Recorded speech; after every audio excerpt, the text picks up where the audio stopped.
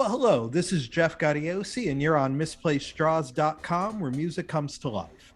And my guest today is one of those guitar players whose name comes up every time you ask a great guitar player who their favorite one is. Oh, man, wow. He's probably best known for his work with the band Danger Danger, but he's recorded with people like Simon Phillips, toured with people like Olivia Newton-John, and has enjoyed a pretty prolific solo career. His new solo record, Electric Truth, is out on April 1st. Please welcome Andy Timmons. Welcome, Woo! That's my intro chord. Good morning, good afternoon. I'm doing really good, man. Thanks for having me on, and yeah. Oh, my pleasure. Good to be with you. I want to know who you're talking to that says I'm one of their favorite guitar players. I pay a lot of people, but I might be missing somebody. Believe it or not, your name comes up a lot. I interview a lot of guitar players. Incredible. And your name does come up quite a bit. I'm obviously very honored by that, and usually shocked. So but thank you to whoever holds me in high regard. Yeah. In terms of this record, Electric Truth, I mean, it's just one of the coolest, funkiest guitar records I've heard in a long time. Man, thank you so much. Talk a bit about how it came together and working with Josh Smith. Well, it couldn't have been more organic from start to finish, because I literally, had just gotten to know Josh through YouTube. Like a lot of people these days, we discover players through people sharing videos or whatever it might be. So I was just hearing this great guitar playing. And then I do work occasionally for a company called True Fire, which has instructional videos, and he had done some stuff for them. So I was just checking out all this stuff, and I got maybe it was through True Fire I got his number, but I just called him one day out of the blue just to say, hey, I freaking love what you're doing. I love your playing. Your band always sounds great. And we kind of just struck up this friendship. And right about that time, he told me that he had just finished his recording studio behind his home where he lives in the LA area. I said, hey man, come out and record. And I'm like, and you meet people over the years and you're like, hey, let's get together and let's do a project. And, 9 times out of 10, there's just no time. And he lives in LA, I'm in Texas. But, this probably was, mid to late 2019. And I said, hey man, I'm going to be out in at NAMM, like the annual NAMM convention in Anaheim in January every year. And since he lives in LA, come out a couple days early and we'll record. So I put together some songs and he wrote a couple things, and we just kind of approached it like that. But my thought on it, and Josh was really cool about wanting to approach it like this too, is we decided I was just going to be the artist. I'll come out, we'll write songs, but I really wanted him to produce. I didn't want to make another Andy Timmons band record because, I'll do plenty of that, and I love my band, and there's nothing, I'm saying, but I always love getting into situations that will potentially draw different, personalities or different sides of my playing, because I have so many different influences. So when I hear somebody like Josh that plays the blues so well, but clearly has a jazz influence that resonates with me as well, because I've played a lot of jazz, and he's got some country, and he rocks. But so Josh, you produce. I'm just going to come in, but I want you to pick the band too. You pick the band because he's got quite a circle of players that he works with. So I thought, well, you pick the guys you think might sound best for what this is going to be, whatever it is. And so I started writing some tunes, and since he always plays a Telly style guitar, I have a '68 Telly, and so the first single EWF was written on that guitar, which is decidedly a Al McKay tribute, the great Earth, Wind and Fire guitar player. I was kind of imitating the Shining Star vibe, though. That's 2 guitar parts. I just learned this. This is the coolest thing. So my EWF track is just let's see if we can get the volume right here.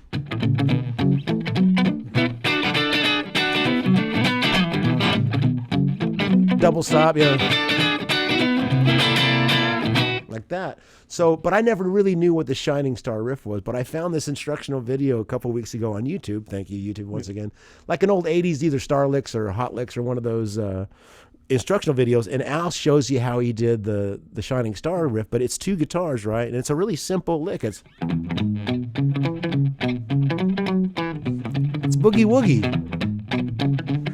But it feels great. An overdub. But it's all about that mute, and it's swinging. And I'm just, so I'm trying to kind of imitate the vibe of that with that particular track. So I've never, I haven't done a whole lot of funky recordings on my records, but it just kind of felt like, okay, it'll be cool for this sound, this record, this band that Josh is going to put together. And that's also a fun track for me because it's live, start to finish. We all played in the room together. And fortunately, I didn't mess up too bad in my solos. You know, there's some funky notes that, like, if it was my record, I might have gone, man, let's go back. Let's see.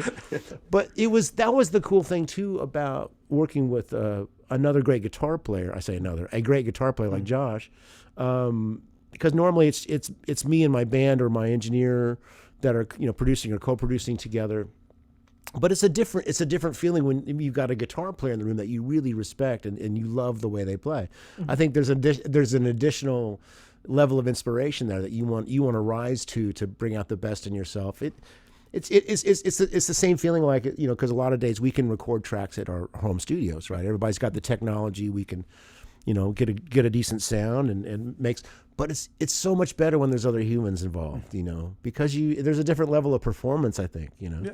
So there's a lot of moments on the record like that I really love because it was live with the band. And there was a few tracks I had to finish here at my studio because this all happened in January of 2020. So we had a handful of tracks to finish because we only had 2.5 days to do the record. Got nearly there, but a handful of things. So I was going to fly back in March. Nobody flew anywhere in March, as we know. Yeah, the best laid plans. So, so it took a while for me to kind of get together and finish the other tracks. But I really love the vibe of working with Josh and the great engineer, Alan Hertz, that he brought on board, that he's worked a lot with. Great sounds. I just love, to me, it sounds very organic, and I like the funky, bluesy vibe that the band brought. Lamar Carter on drums, Travis Carlton on bass, and Darren Johnson on keyboards, and just all played so freaking beautifully, And really. The record, though, has such a diversity that the first time I listened to it, it almost reminded me of, like, okay, this is Andy Timmons' resume. It has the rock, it has the ballad, it has the jazz, it has the funk, but it all blends together. Well, did you kind of set out to bring all of that in, or did it just sort of happen? I think that I don't necessarily like to approach any project or record like, oh, it's got to be this. There might be, like, well, except for when I did the Sgt. Pepper record, there's clearly a theme. You might pick up on a theme there. No, but there, or the Resolution record where I decided, okay, no overdubs, just one guitar. Sometimes there's kind of a steering motivation or guidepost, but even then, I don't want there to be any limitations. If there's something that I'm feeling that I want to play or record, the thing that I will recognize, and I wasn't intending it to be the All Styles demo, the resume. Here's my All Styles cassette. But it's so natural for me because I do love so many different kinds of music that why not just let it come out the way it comes out, and hopefully there's a cohesion by the nature of the sound of that particular group of guys playing together. Josh and Alan at the helm, sonically and arrangements. And Josh is great with arrangements. Came up with some really cool parts along the way that I never would have thought of. So I loved having that input. So, but I knew because Josh was going to be involved, it would have a different flavor to it. And that's why I like the record, is because I can hear a different side of me than I normally might steer in if it's just me at the helm, so to speak. So, and it's a good record for this time. I mean, everybody knows what we've all been through in the past 2 years. And although this was recorded mainly before all of that, it's a vibrant record. It's a bright record. Thank you. It makes you feel good while you're listening to it. And for you as a musician and a guitar player, what does it mean to you to have that ability to put this record out in such a weird time in this world and just create this piece of art that kind of brightens it up? Oh man, well, thank you for that. That's a huge compliment to me. You always hope that whether it's up or even if it's sad, there's a couple of sad tunes on the record, that it just gives people a place to feel what they need to feel. If they need the uplift, certainly there's tracks on the record that can give that. If they need to kind of let some emotion out, there's that on there too. And I think that's always my motivation, whether consciously or not, when I'm writing or playing. It's like I want to provide something for the listener. I want them to be able to feel something, not just, hey, here's a song. That's and I want it to be a hit, or whatever that thing is. That's long not been a concern of mine. it's just it's purely for the art of it and for the potential of expression. I just want to keep growing as a writer and player and trying to connect all that into what's just music. It's not, oh, that's a guitar record or that's whatever it is. It's no, it's music, because I listen throughout, any week I'll listen to such drastically different stuff, and I love it all. So at some point that comes through my own prism of, here are the things that I love. It's like I always talk about David Bowie talked about himself as, he never considered himself this groundbreaking, boundary pushing. I'm a collector. He called himself a collector, that he's just taking these bits of things that he loves and it's just going to come out as him. The Beatles were the same way. They, they were soaking up all the American rock and roll and Motown, and it came out them, though they were playing Chuck Berry and Shirelles, they Smokey Robinson, they loved all that, but it came out very much their own unique thing from growing up in Liverpool and having that wit and that edge, and they were just the greatest rock band of the time, So it's whatever this record is, if it's making you feel that, I feel successful on a very high level, and I'm greatly honored by that. So thank you. And you have a couple of vocal tracks on the record as well. Do you write differently, or do you approach things differently if you know you're going to have a vocal melody over a song? Do you prefer writing one way or the other, instrumental or for vocal? It's really the same thing. Sometimes a melody will come with words, and then, okay, well, that's clearly going to be a vocal tune. And I've got so much vocal material that I haven't gotten around to recording yet. But those two tunes were kind of already in circulation when the idea of doing the record with Josh came up. I just thought, oh, these might fit, and you say what you want, and take me with you. I'd already had the ideas for, or thematic in their own way, that do fit in with the Electric Truth overall vibe for me. But I think that, melodically, it's just, I want something that makes sense and that, really goes somewhere. And so, with the lyrics, you're usually communicating a pretty specific idea. It might be abstract or could mean things to different things to different people. I enjoy the instrumental side of things because you're not tied in by the finite spoken and written language. I think that sometimes the instrumental music can dig a little deeper depending on how it's presented and the depth of the player that's presenting that melody. So I think that the overall goal is the same. I just want that melody to be able to stand on its own, whether it's got a lyric to it or not. But I love a great lyric, and the new Elvis Costello record is my favorite Elvis record. I mean, been a huge fan since the early records. My Aim Is True Forward, but he's in speaking as known as an instrumental guitar player, they would never be like, oh, you must be an Elvis Costello fan.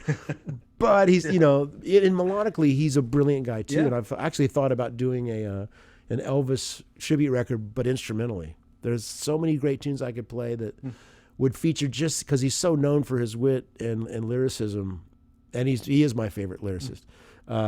But there's some melody there that stands up with just the greats. I mean, it's pretty damn incredible. So anyway, lots of projects boiling in the back of my mind, but you never know, right? That's always a good thing. Yeah, I mean.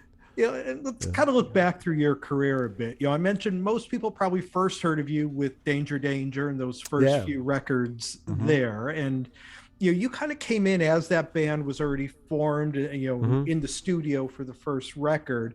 Yeah. How did you end up hooking up with them in the first place? Well, my career's been a very circuitous route. It's I grew up playing 70s rock. I was the kid in the 70s, so it was all, Kiss and Nugent and Foghat Rush, whatever it might have been, REO Speedwagon, James Gang. I loved all that, just rock guitar. But then as I gained education and was learning to read music and studying jazz, I studied classical for a couple years in college and studied jazz for a couple years in college. So by would have been in my early 20s, almost mid 20s, when the Danger Danger opportunity came around, I wasn't really thinking about, I got to make it in a rock band. Though I was pursuing these things, the goal for me always had been, especially as I was, gaining more knowledge on the instrument, I just wanted to be the best musician I could be, and I figured I would always work somehow, be it studio work or freelancing, whatever it might be. I didn't have a specific goal, But I formed my own band, a power trio in Denton, Texas, called the Andy Timmons Band. Brilliant title, I thought. But we quickly became popular in the Dallas area. Satriani and Vi and Eric Johnson and some great guitar virtuosos were actually quite popular at the time, almost mainstream in some ways. So we were kind of the poor man's version of that in Dallas. But I guess my name, and then we had recorded a demo of a few songs, my first original stuff, and it made it into the hands of Buddy Blaze, who was the artist relations guy for Kramer Guitars in New Jersey. And he knew the band Danger Danger was looking for a guitar player. So it was just kind of this, hey, I heard of this guy in Texas. Hey, here's his cassette. Next thing I know, I'm flying up, late 88, flying up to New York for an audition and got the gig. But at the same time, I had the opportunity and the offer to join Tower of Power. Oh, really? There was a guy that I'd gone to school with in Miami, Steve Grove, was playing tenor in Tower of Power. They needed a guitar player. I went down to sit in with them at Dallas Alley when they came through. Played Squib Cakes and What Is Hip, and Emilio was like, hey, come out to wherever, Oakland or wherever they were. But I had this choice. Talk about a fork in the road for two very different things. But for whatever reason in the moment, I chose Danger Danger. And again, that was a very, very fond part of my life. And very much an education. I was very much a side man in a band that was, in that style. And I loved every bit of it because it was kind of coming back full circle to the childhood fantasy of my first concert was seeing Kiss on the Destroyer tour when I was 13. So I want to do that. At that moment, that seems like a good job, as John Lennon would say. And it worked out. I mean, I couldn't have tried to make it happen, but that's been the bulk of my career. It's just been kind of, I'm just going to keep going. I'm going to keep going. I'm going to keep trying to learn. And I could have planned a lot better along the way, but I feel so freaking fortunate that it just seems to get better and better. Just the more I continue to really honor myself and what's in my heart. That became the ongoing learning. Was like, wow, that was a great experience. Was it what I really wanted to do though, or did I make that decision based on career, money? All those decisions seem to be not usually the right ones, but the ones where I just go, but this is what I really want to do, tends to work out the best. And people, I think, overall recognize that in just the authenticity of what you're doing. You're not trying to be something you're not. Well, Took me a while. Took me a while to get there. Yeah, and as you transitioned out of Danger Danger and you started spending time with Simon Phillips and those amazing records that Wow, yeah. bring to mind, kind of the blow-by-blow wire fusion era of Jeff Beck. I think, from your fans from Danger Danger, they were really surprised that, wow, this guy is coming from here to there. Did you face any of that? Oh, he's the 80s rock band guy. He can't play, Simon's writing. Well, I don't think I ever experienced, he can't. It was a matter of, there was a bit of a stigma that I think I had to overcome, and it was natural for me that once the band kind of fell apart at that time in '93 or whatever it was, I think I did a bit of distancing. I did very much want to establish myself as, a player and somebody respected in that circle. That was more important to me than any kind of commercial success. And it was 1993, I believe, was the year that I first did a gig with Simon, and I was still in Danger Danger. So this would have been January. This had been NAMM of '93, and Ibanez, they used to put on these big concert parties at the NAMM show. And this particular one was called the Axe Attack, and it was all the Ibanez guitar here, Satriani, Vi, Paul Gilbert, Reb Beach, Sean Lane, Alex Skolnick, and they had myself, Simon Phillips, and Gerald Veasley come as the backing band. But Simon's deal with Hoshino was like, I'll back all these guys as long as I can play some of my material. And so not only did I back, some of my friends and heroes, on the guitar, but I also got to play as the featured guy playing Simon's fusion stuff. And here's this guy from Danger Danger. Nobody, what? It's like, didn't expect that. But that was Ibanez's thing. They, when I first started working with him in 1991, when I first got on board with him, because Kramer Guitars very strangely went out of business around that time. And I was in a good position. I was in a band that's on MTV, and so most companies would want to work with you. But I met the artist relations guy, Chris Kelly at Ibanez, and I went to him after kind of looking at every company. And I kind of wanted to be on that roster because of Joe and Steve. because I was already making my instrumental music that I had started doing before Danger Danger. The Andy Timmons band stayed together throughout that time. And by the time Danger Danger had fallen apart, I'd already recorded my first solo record called Ear Ecstasy. And so I went to them, though, in '91, still full on in the Danger Danger era. So it's like, well, we don't really like your band, but we love your playing, because they'd heard my instrumental stuff, and so they knew that, it wasn't just this hair band thing that weren't normally known for being virtuoso musicians. It was just a great vibe, right? Except a band like Winger that really were actually virtuosos. They were an outlier in the pack, let's just say. But so it was just that. It was, they believed in me. And even I remember John Sticks, when the Screw It record came out, this is horrible or great for, it's like, I said, made sure he had the record. He had a magazine called Guitar for the Practicing Musician, which was a big magazine back in the day. And I sent him the record just because it was my first full recording on a major label with Danger Danger. And I was very proud of it. And but he clearly didn't like the music. But he says, we should have a category, best guitar playing on worst record. I was like, oh man, that hurts. But at least I felt I had a little but I think he liked the playing. So again, it's artistically, and there's some great material there. I'm not bagging on Danger Danger. There's some really great songs there, but there was a lot of the sexual innuendo or not even innuendo type songs. It's just sexual. And at a certain point, I wanted to be Luke and Carlton. Those are my heroes, and Mike Stern and Robin Ford and Pat Metheny.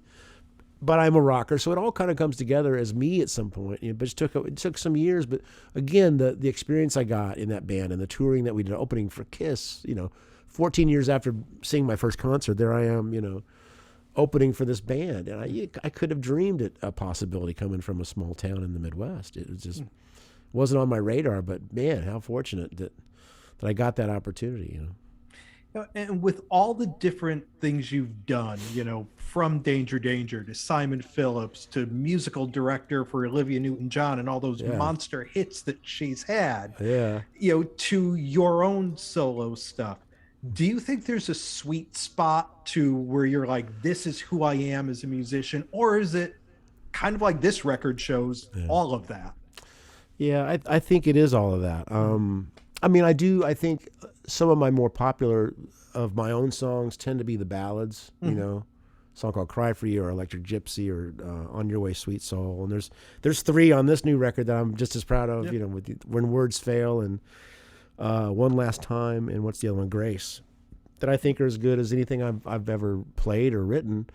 So if there's a sweet spot, that might be it. But at the end of the day, I love each and every one of these things. The set of chops it takes to play in 15/16 with Simon Phillips, it takes just as much level of ability as it does to play the pedal steel of Hopelessly Devoted to You with Olivia Newton-John. It deserves the same respect. It deserves the same level of musicianship, and they're equally challenging in their own ways. People, I think kind of racing out. Well, you're working with Olivia. That must be different. It was, 15 years of my favorite gigs. Yeah.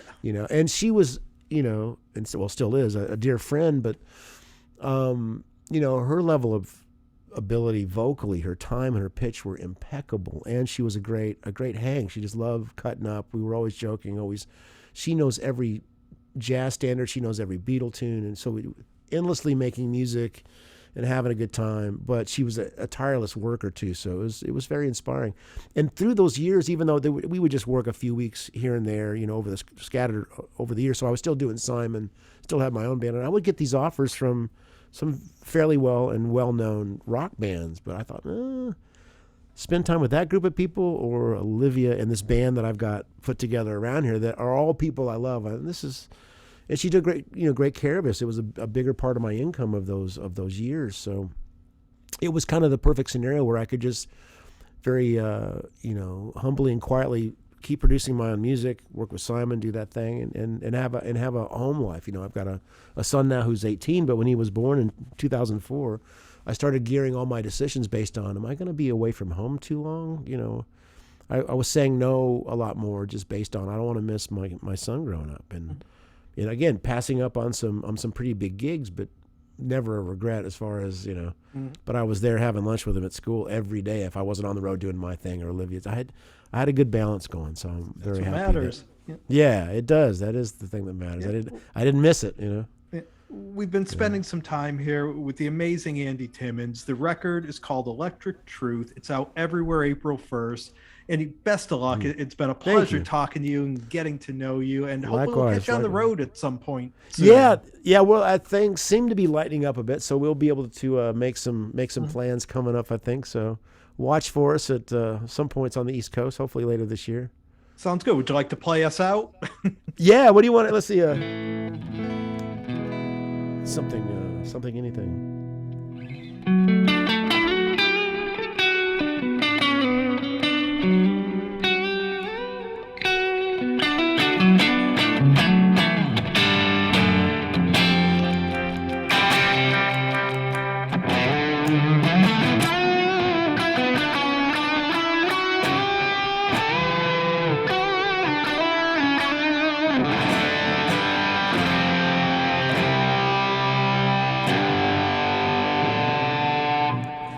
Andy Timmons, thank you so much, my friend. We'll talk soon. Thank you, guys. Thanks for listening.